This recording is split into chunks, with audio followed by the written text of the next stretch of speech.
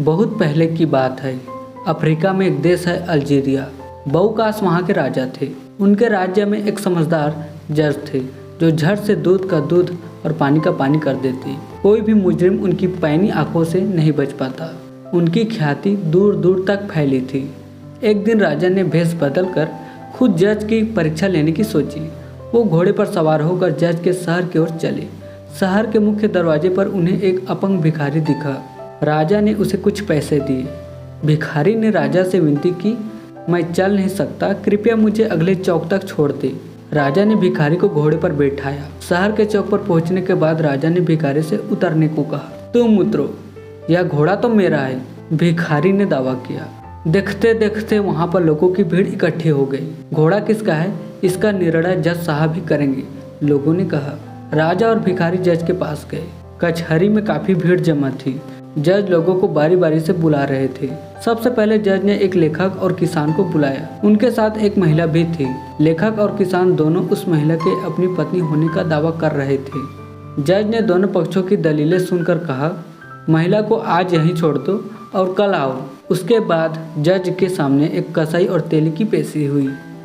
कसाई के कपड़ों पर खून के छींटे पड़े थे और तेली के हाथ तेल से सने थे। कसाई के हाथ में पैसों की एक थैली थी।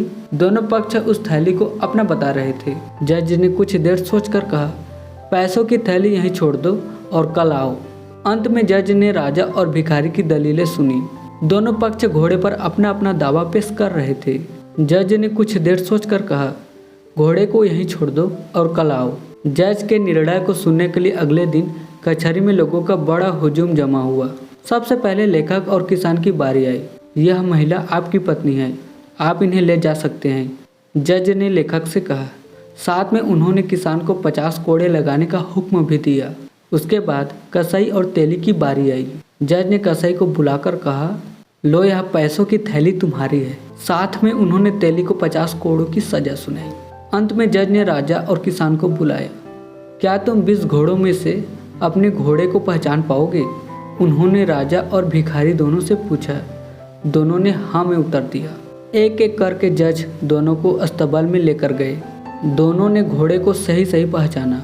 कुछ देर गहरे सोच विचार के बाद जज ने राजा को बुलाकर कहा, यह घोड़ा आपका है, आप इसे ले जा सकते हैं। साथ में उन्होंने भिखारी को 50 कोड़ों की सजा भी सुनाई। घर जाते वक्त राजा भी जज के पीछे पीछे चलने लगे। राजा को देखकर जज ने पूछा, क्या आप मेरे निर्णय से असंतुष्ट हैं? जनाब, मैं बिल्कुल संतुष्ट हूँ, पर यह जानना चाहता हूँ कि आप इन निर्णयों पर कैसे पहुँचे? काफी आसान था, जज साहब मुस्कुराते हुए बोले। सुबह सुबह मैंने महिला से दावत में स्याही भरने को कहा। महिला ने इस काम को बड़े करीने से अंजाम दिया। इससे मुझे लगा कि वो लेखक की पत्नी ही होगी। जहाँ तक पैसे की थैली की बात है, मैंने सोते वक्त सिक्कों को एक पानी के बर्तन में डाल दिया। सुबह देखा तो पानी में कोई तेल नहीं दिखा। अगर तेली के पैसे होते तो पानी पर जरूर कुछ तेल तैरता। इससे लगा कि पैसे कसाई के होंगे। घोड़े का मामला जरूर कुछ पेचीदा था। मैं आप दोनों को अस्तबल में घोड़े की पहचान करने नहीं ले गया था। दरअसल मैं देखना चाहता था कि घोड़ा आपको पहचानता है या नहीं। जब आप घोड़े के पास गए तो घोड़े ने अपना सिर हिलाया और गर्दन आपकी ओर घुमाई, पर भिखारी को देखकर घोड़े ने अपनी एक टांग ऊपर उठाई। इससे मुझे स्पष्ट हुआ कि आप ही घोड़े के सही मालिक होंगे। फिर राजा ने जज से कहा, मैं राजा बहुकाश हूँ।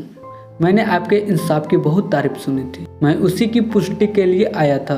आप वाकई एक काबिल न्यायाधीश हैं। आप मुझसे जो पुरस्कार मांगेंगे वो आपको मिलेगा। मुझे कोई इनाम नहीं चाहिए, जज ने नम्रता पूर्वक कहा। राजा की प्रशंसा ही मेरे लिए सबसे बड़ा तोहफा है।